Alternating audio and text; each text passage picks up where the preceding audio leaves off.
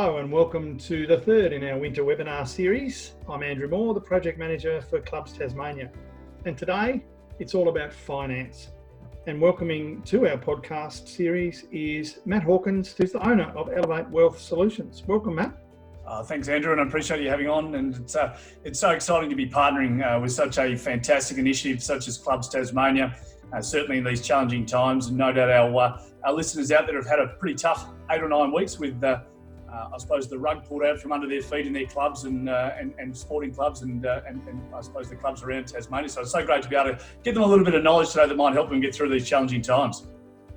Yeah, and as I said, this is the third in our series of winter webinars, and I guess the intent and purpose today is probably member focused, Matt.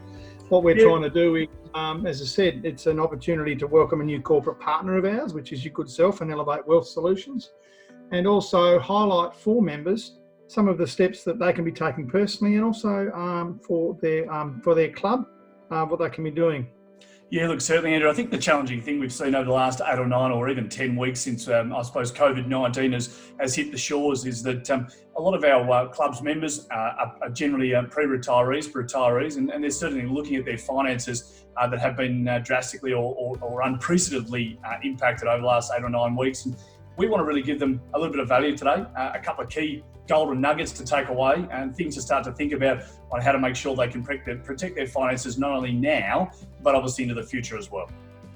And look, that's really, really important for our members. We've got about 141 members at the moment, and about 37% of those are golf clubs and bowls clubs.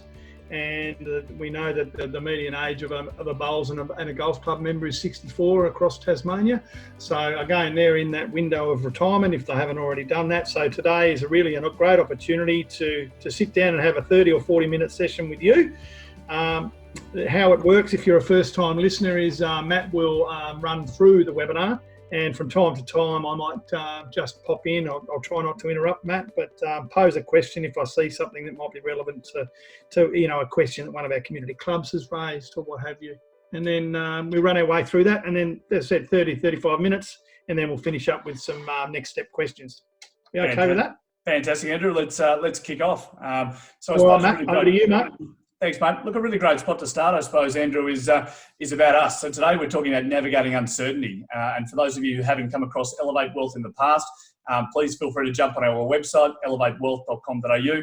Give us a call on the phone, 62313-448, or shoot us an email at admin@elevatewealth.com.au.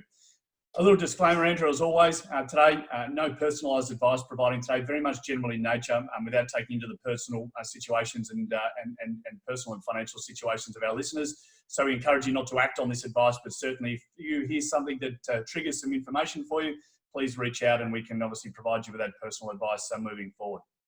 So who are we? Elevate Wealth, we were established in 2012 and we service over 650 clients Australia-wide. Our key demographic, Andrew, is, as you said, our pre- and post-retirees.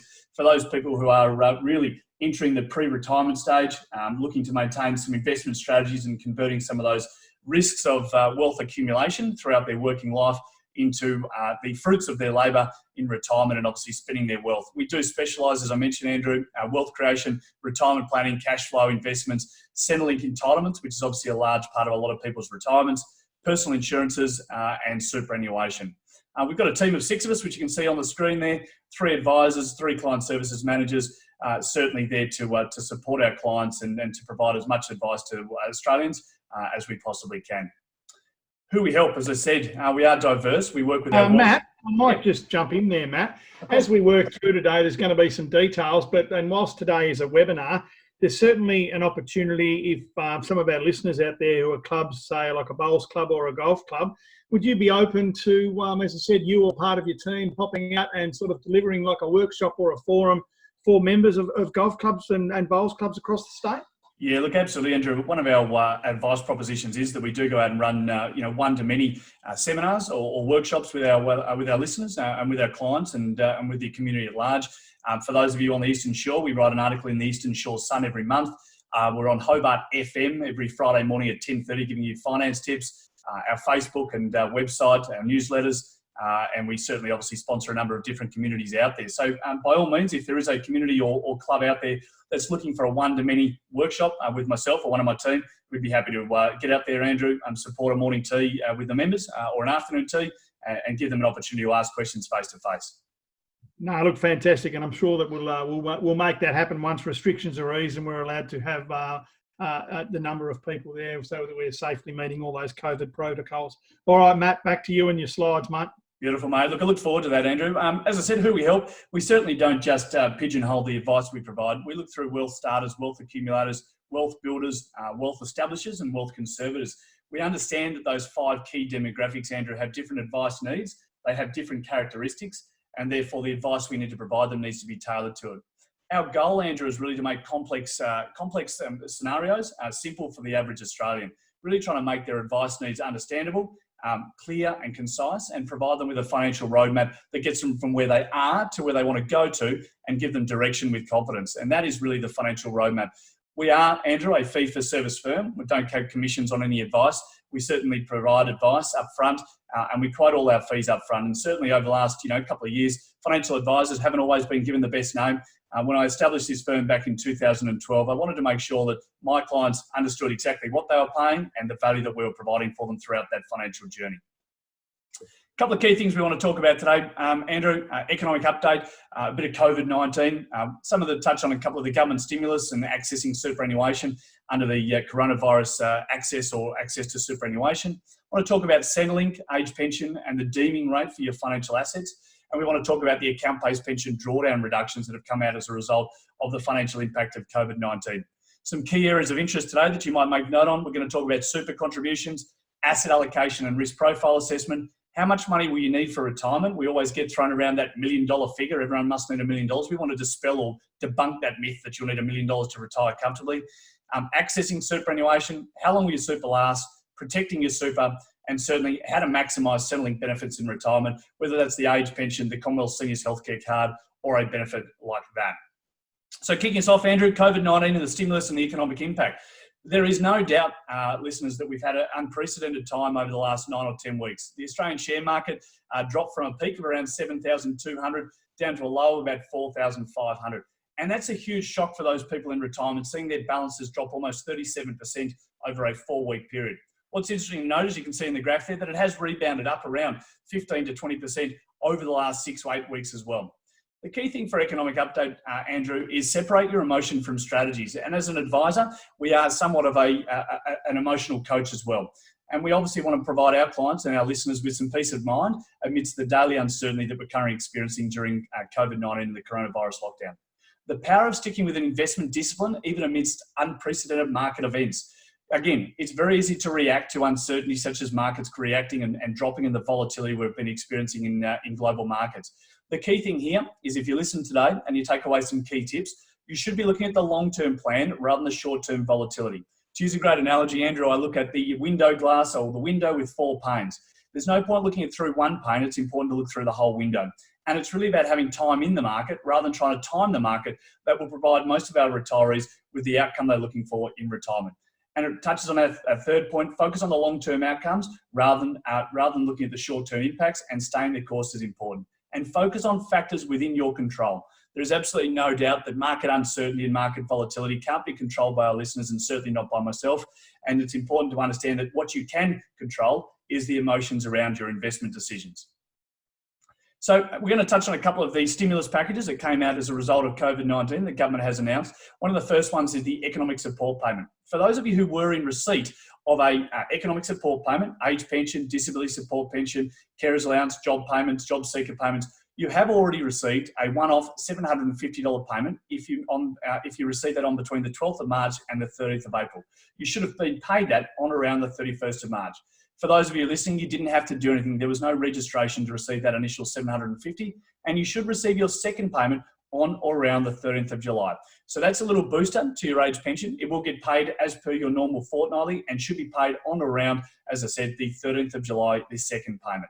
Again, you had to be in receipt of a social security payment to be receiving those two $750 concessional payments. The second one that's been thrown around a lot, Andrew, is about access to superannuation. It's a new condition of release under compassionate grounds for those who've been financially impacted by the coronavirus. And it is limited to those people who are either unemployed, eligible to receive an income support payment in job seeker or job keeper, eligible to receive youth allowance, or have been made redundant on or after 1 January 2020, and are a sole trader who after 1 January 2020 had their business suspended or suffered a reduction in turnover of more than 20%. Again, how do you apply for that? Again, it's not to your superannuation is where you apply. You apply via the ATO, and it's really important. You'll see down the bottom right an advice tip, Andrew, to make sure that your super fund and the ATO has your most recent up-to-date contact details. You jump onto the ATO's website, pop in your tax file number. It will list all your superannuation funds and the balance they would have had as at 1 July 2019. And you can allocate up to a $10,000 this financial year and $10,000 next financial year withdrawal from your superannuation to assist with some of the financial stresses of your of the impact of COVID-19. It is important to note, though, Andrew, some of our listeners, what financial impact is drawing down $20,000 potentially of your superannuation balance over the longer term. If you look at a 35-year-old who may be drawing down $20,000 now, the returns loss over the next 30 years could be up to $152,000 as a result of compounding interest on those investments over that time. And that's assuming an average rate of return of about 7% net of fees and charges. So whilst you may Matt, I might just jump in there, Matt, because you raise a really good point. And I read Scott Pape's article on the weekend, and he talked about a similar story of understanding the decision you're making and the impact that it's going to have long term, because the decision is the short term outcome. But again, you've got to understand that long term impact that your short term decision is going to make. So you make a really valid point, Matt. Yeah, look, it's exactly right, Andrew. If you're going to take that $20,000 out and go and buy yourself a new TV, probably not a wise decision. If you need to obviously have it for paying rent or mortgage repayments, great decision. And certainly if you are looking at other investment opportunities with that $20,000, again, that could potentially be a good option. But again, it's looking at that long-term impact. The coronavirus supplement, again, for those of you who are receiving New Start allowance or youth allowance, you have now had that increased by $550 per fortnight, up to $1,100 per fortnight for the next 6 months. Again, that's all happening at the moment, Andrew. It's important to understand that they should also then be not eligible for that second $750 one-off payment in July. And it's important to understand that is a short-term solution. It is not going to continue forever. So really understanding your numbers on what your cash flow and budget is to ensure that when that does drop off and drop back down to $550, you're not putting yourself into a financial situation where you're unable to meet your ongoing expense needs. This is a really interesting one, Andrew, and for those of you, we'll touch on this a little bit later, we'll just touch on it briefly now. It's the deeming rates for age pension, and that is how your financial assets are deemed to earn you an income when you're in receipt of age pension. Won't go into a lot of detail now, we will touch on that later, but it's certainly, as of the 1st of May, those deeming rates have reduced from 1% down to 0.25 and 3% down to 2.5. And we'll go through a case study later on exactly how that's going to impact and potentially put you in a better position for your age pension entitlements. The Centrelink update. Now, this is a real good one. For everyone who wants to take a note and you've got a pen and paper in your hand, this is an important one. If you are in receipt of an age pension, which is a means-tested pension, and you are under the receipt of the asset test. Remember, Centrelink does 2 tests. It does an asset test and an income test. If, as a result of the recent market volatility, your portfolio, your superannuation, and all your investments has gone down in value, it's important to be proactive to update your financial investment balance. Because for every $1,000 of assets you lose, you could potentially increase your age pension up by $3 per fortnight each if you are in receipt of an age pension. So that's a really good one. Be proactive about updating your account balance, whether it's bank account balances, superannuation or investments, because if you are not in receipt of the full age pension and your assets have gone down, you could potentially increase your age pension, as I said, by an additional $3 per fortnight for every $1,000 your investments have gone down. Minimum account pension drawdown reduction. This is a really interesting one for those of you who are in receipt of an account-based pension. So that means you've got superannuation that you're drawing a regular income stream down from. You used to, under legislation, have to draw a minimum of a percentage based on the 1st of July balance. You'll see there in the table, Andrew, if you're under the age of 65, previously you must have had to draw 4% of your account balance calculated on the 1st of July each year for the forthcoming 12 months. The government has brought in a reduction down to halve that by 50%. So if you're under 65, it's no longer 4%, it's also now 2%. 5% is now 2.5, 6% is now 3%, and therefore, and so on and so on.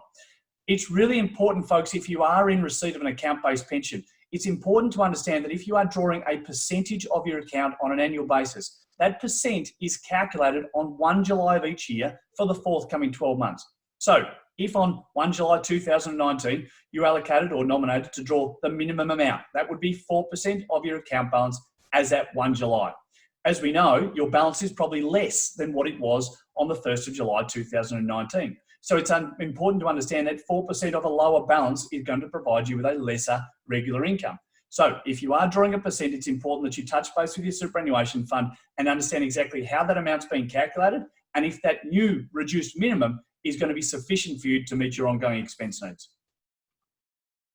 So that's really around the stimulus package. We've touched on those briefly, and they are quite complex. So I encourage anyone who out there is looking to maximise Centrelink, maximise their entitlements, or looking to apply for entitlements, they do seek professional advice. It's certainly quite a complex area, something that we provide a tremendous amount of value in for our listeners and our clients in Tasmania and abroad.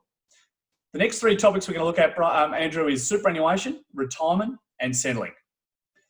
First of all, we get asked a lot is how much can I put into superannuation? And it's important to understand that there's two main ways that you can put money into superannuation. It's pre-tax or before tax or concessional contributions, or after tax or non-concessional contributions. Before tax contributions or concessional contributions are made up of three key areas. Employer, super guarantee contribution, that's the 9.5% that your employer pays on your behalf into your superannuation every pay packet or every quarter. You are also able to salary sacrifice. That means give up some of your pre-tax income into super before you get your money in your bank account or that net income you receive each week, fortnightly or month. And the third one, Andrew, is around personal tax deductible contributions. It's a new one that came in over the last couple of years where employees are now able to make tax deductible lump sum contributions into super throughout the year. That gives the power back to you, Andrew, rather than giving it to your employer, where you used to have to salary sacrifice that on a regular basis. In June each year, or May, or towards the end of the financial year, you're able to look at how much tax you're likely to pay, how much cash flow you've got, and how much you'd like to put into super to claim as immediate tax deduction by that amount into super. But you are capped to have a maximum of $25,000 per year, and that's important to understand as well. Then you've got after-tax or non-concessional contributions. And this is around personal contributions you might have in your superannuation, in your bank account, where you may look to boost the amount you want to put in superannuation. You're able to put, Andrew, if you're under the age of 65, $100,000 per year of after-tax non-concessional contributions.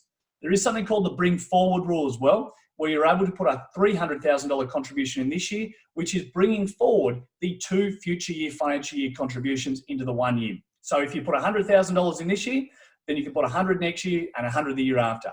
Alternatively, you could put 300 this year and then 0 for the next 2 years. Two really well-known but unutilised strategies are the spouse contributions and the government co-contributions. We'll talk about the government co-contribution first. If you're earning and have $1,000 in your bank account and you put $1,000 up into superannuation, you're able to receive $500 if your income is less than $38,564. And then it's a gradual reduction between that figure and $53,564. So there's not many investments out there, Andrew, that can give you a 50% return on your investment if you're earning under $38,564.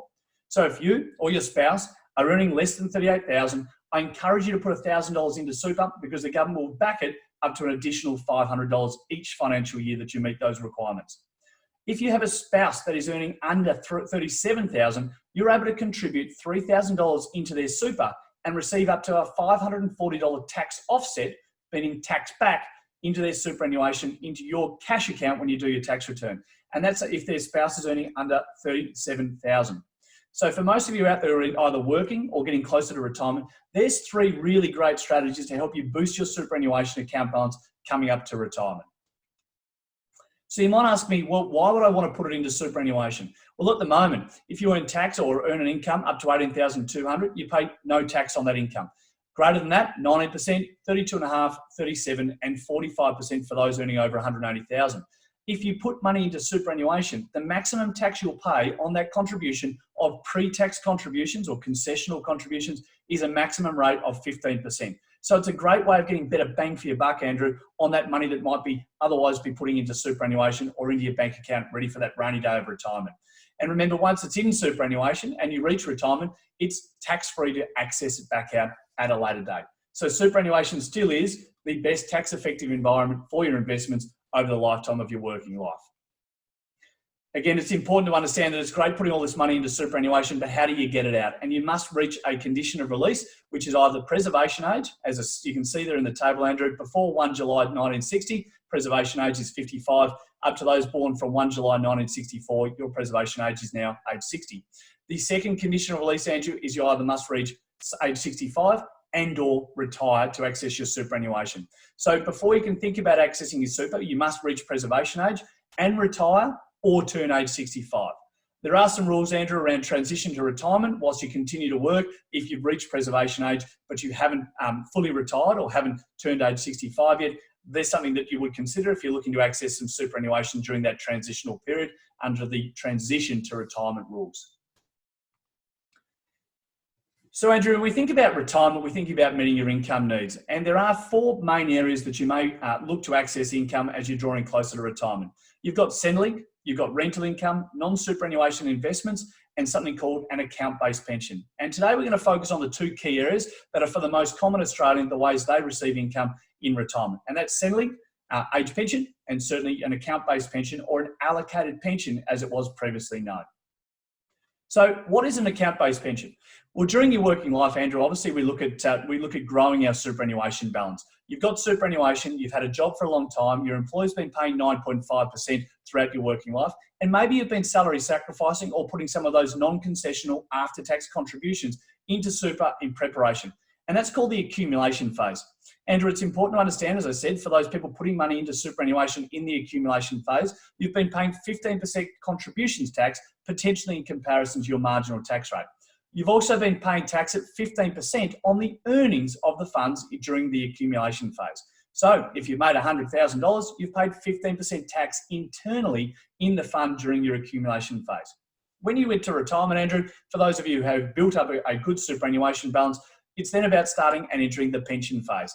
So what you effectively do, Andrew, you pick up your superannuation and you convert it into a pension fund or an account-based pension.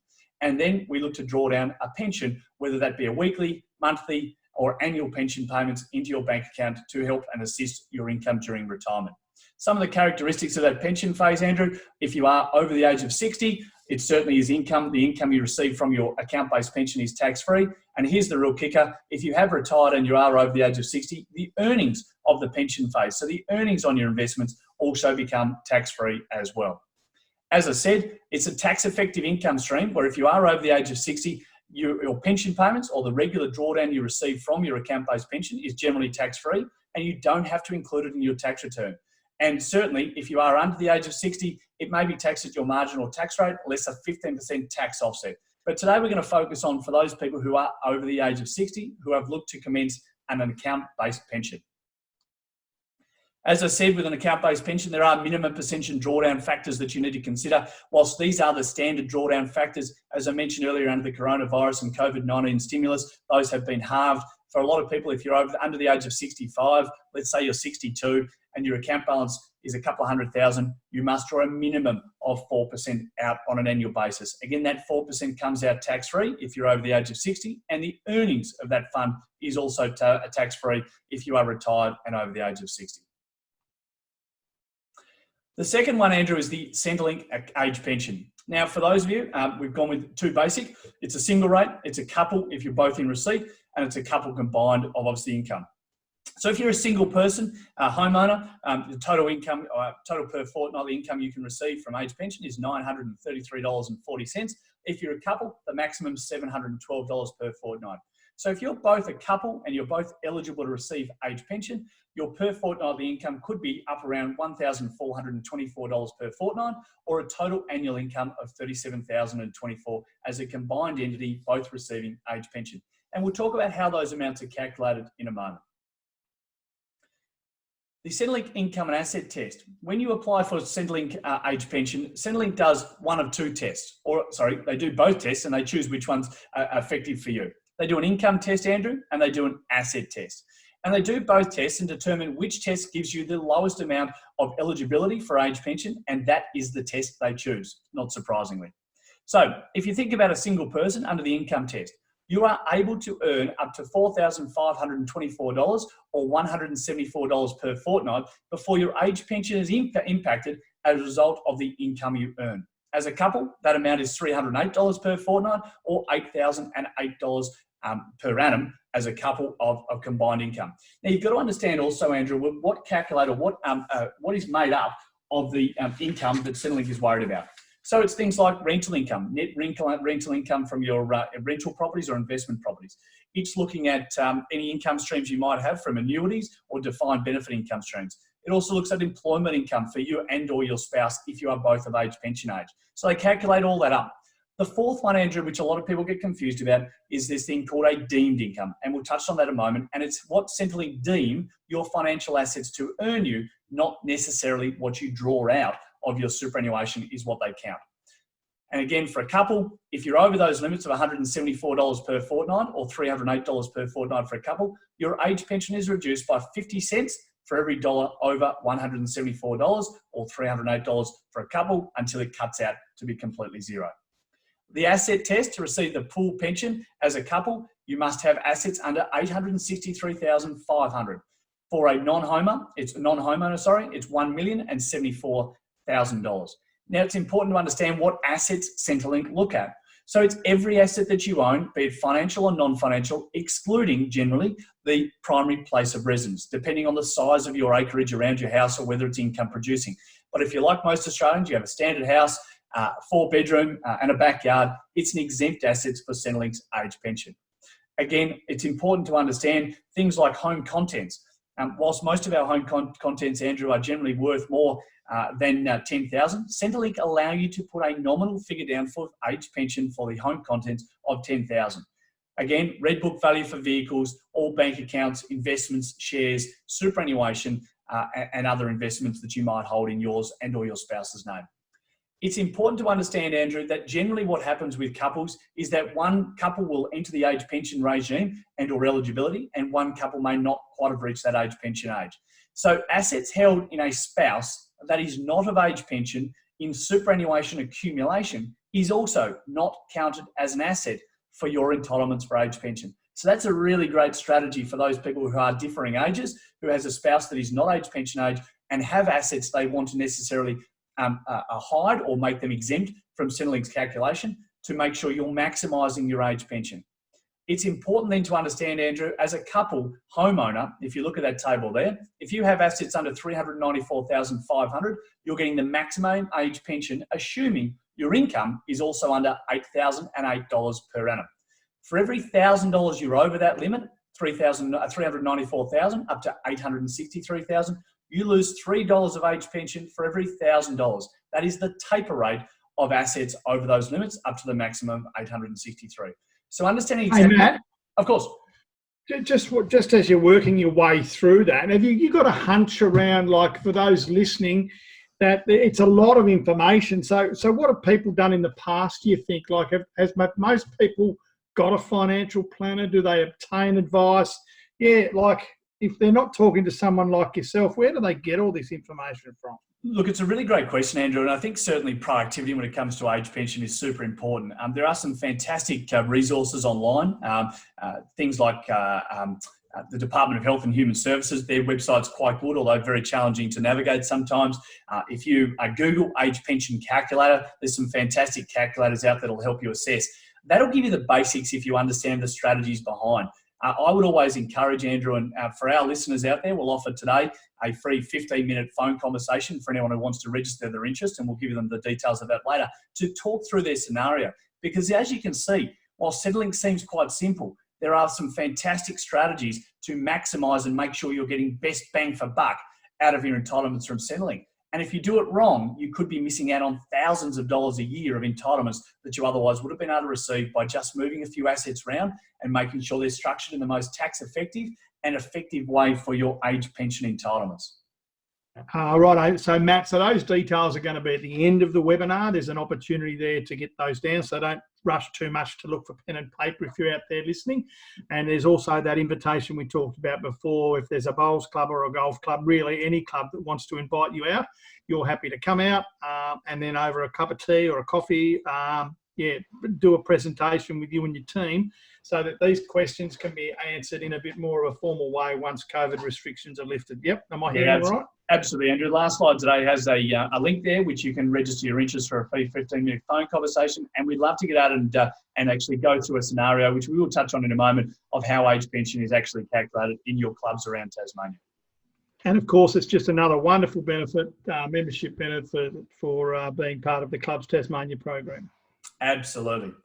Andrew, this is a really interesting one, and it really grates me, this $1 million retirement nest egg myth that we hear about all the time, that you must have $1 million in your superannuation and or in your investments to have a modest and or comfortable lifestyle in retirement. There is a retirement standard out there, Andrew. It's called the ASPA Retirement Standards, that says for a couple to live a modest lifestyle in retirement, need an income of about $40,054 a year or $770 a week. For a comfortable lifestyle, it increases to $61,522 or $1,183 per week.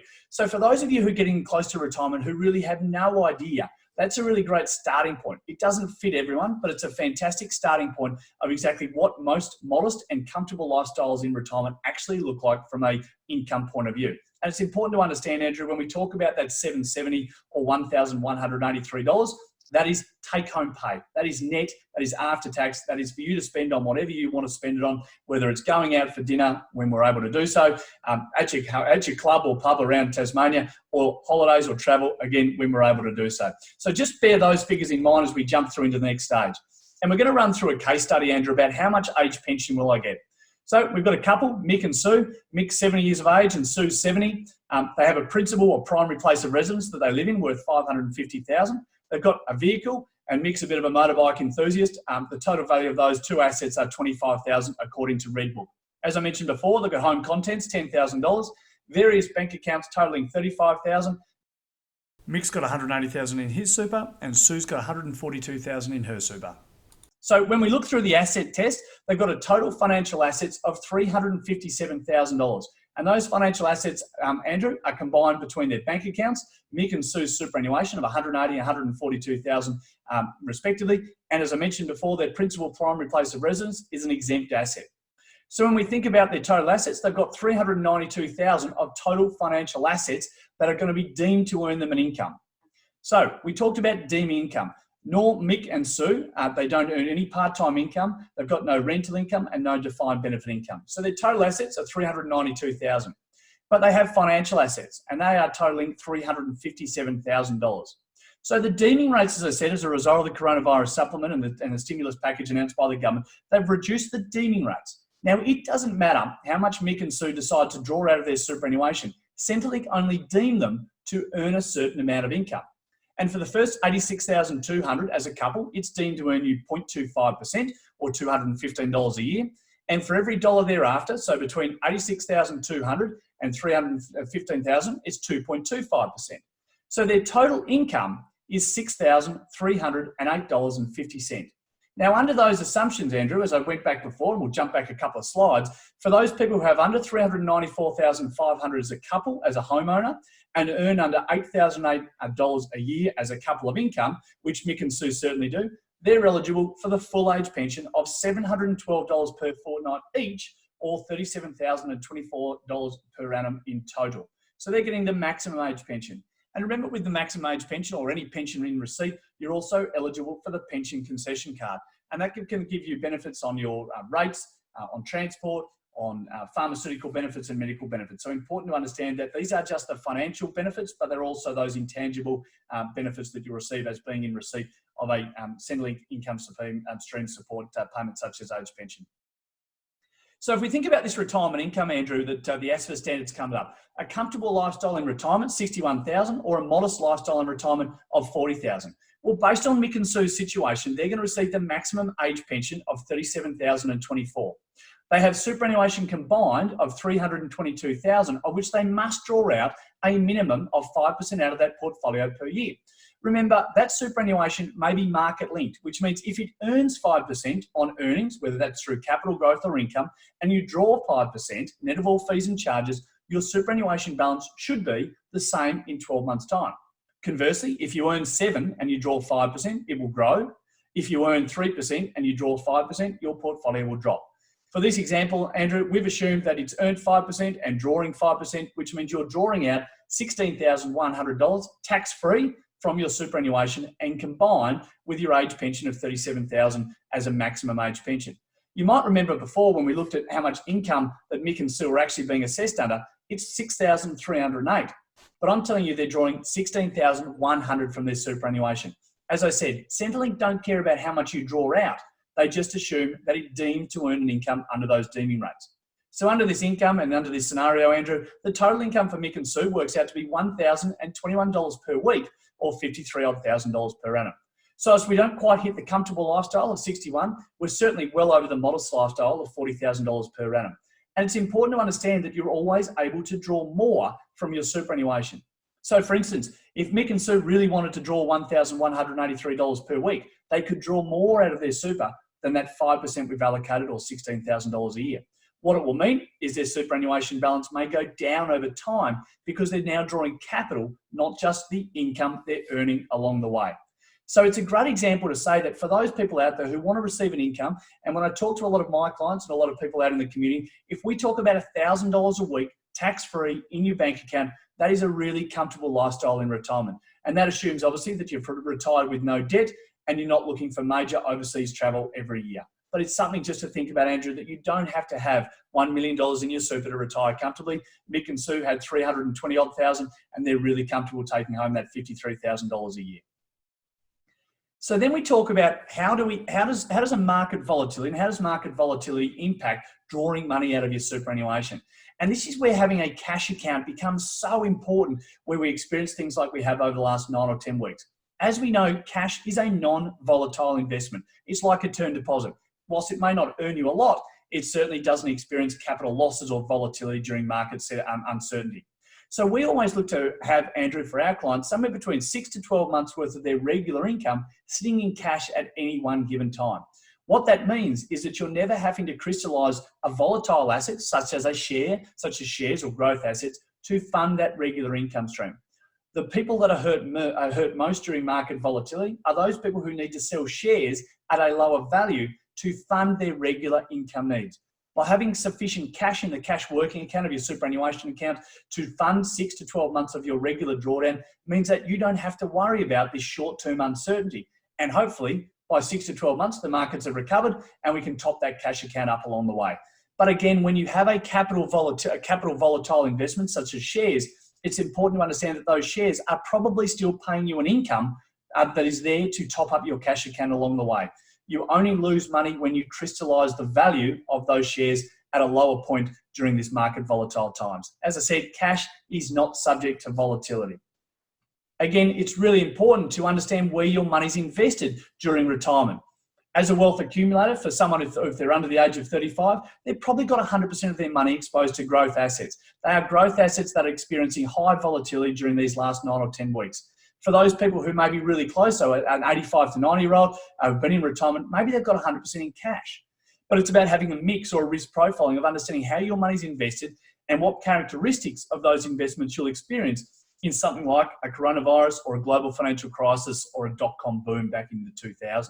So having a mix of defensive and growth assets, whilst also looking at that cash account to fund your regular income, is super important for those retirees to understand that if the market does drop by 20%, what is it going to mean for their portfolio? And will they be required to sell down shares at a lower value to fund their regular income stream in retirement? Certainly a strategy we don't encourage for a lot of our listeners and clients to do so, because that is when you really see, unfortunately, the impact of volatility on your long-term portfolio balance. Again, it's not about what you're invested in, it's about what goals and objectives you want your superannuation to do for you that's super important in retirement. So if you've got great income and you're not, and other sources of income, and you don't need your portfolio to generate 9, 10%, it's understanding that maybe you don't need to take on so much risk and expose your money to that volatility in retirement. So understanding exactly where your money's invested and what risk profile you're invested in is extremely important as well. I'll make this last comment, Andrew, on risk profiling. Don't get caught up on the term balanced risk profile. Now, I'm a pretty simple guy, Andrew, and balance to me seems like 50-50, it's balanced. But most superannuation balanced funds are actually 70% in growth and 30% in defensive. So I would say non-balanced, a little bit more of a persuasion to growth assets. So again, looking a little bit deeper. And again, if you want to arrange a 15-minute phone conversation with one of our financial advisors, we're happy to give you that information and articulate exactly how your money's invested and what exposure to growth assets you have, and whether we believe that is overexposed or underexposed for your situation and your point in life.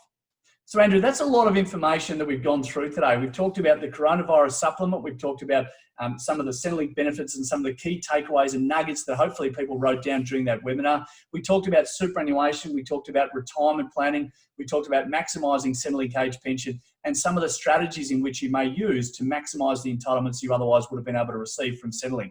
And whilst you're not going to take everything away from today, if you're able to jump onto our website, which is www.elevatewealth.com.au/engage, and register your interest to a free 15-minute phone conversation with one of our financial advisors. Just pop in there. There's a great video that talks about our process, what a first appointment with a financial advisor is actually like.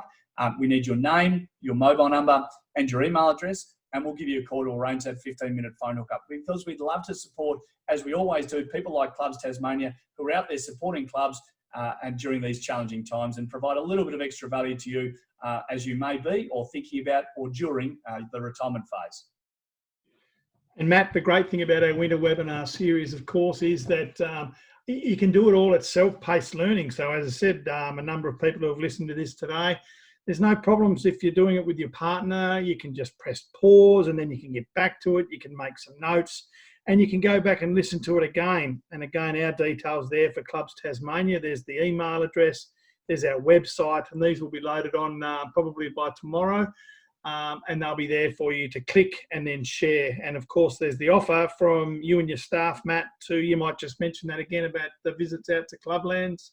Yeah, look, absolutely, Andrew. And look, first of all, I'd like to thank yourself and Clubs Tasmania for picking Elevate Wealth to partner with Andrew. We think there's a really great nexus between Elevate Wealth and Clubs Tasmania.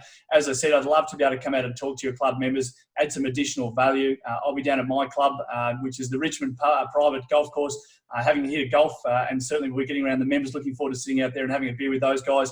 But that's exactly what we're about, Andrew. We're about adding value to the community. As I mentioned before, there's some fantastic resources out there we do provide. As I said, 10:30 every Friday on Hobart FM, 96.1 FM. We do a 10-minute segment every Friday morning.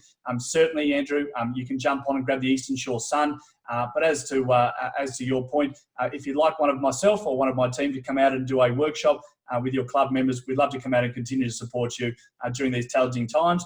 Once social distancing is I suppose, removed or rather restrictions eased a little bit, we'd love to come out and support you wherever you are in Tasmania. All right, on behalf of Clubs Tasmania, Matt, we're really excited to have you on board as a partner in you guys using your strength and expertise to support what we're doing in strengthening the community club industry across Tasmania. For those listeners, as I said, stay tuned to our website. Next week, we are talking about digital presence, Facebook and website, and we've got T. Laura from the digital team in that business TAS. She'll be talking about how to make sure that your community club has got a Facebook and website that attracts customers and encourages people to be either a member or a volunteer. So stay tuned for that happening next week. All right, all the best and enjoy the rest of your Wednesday.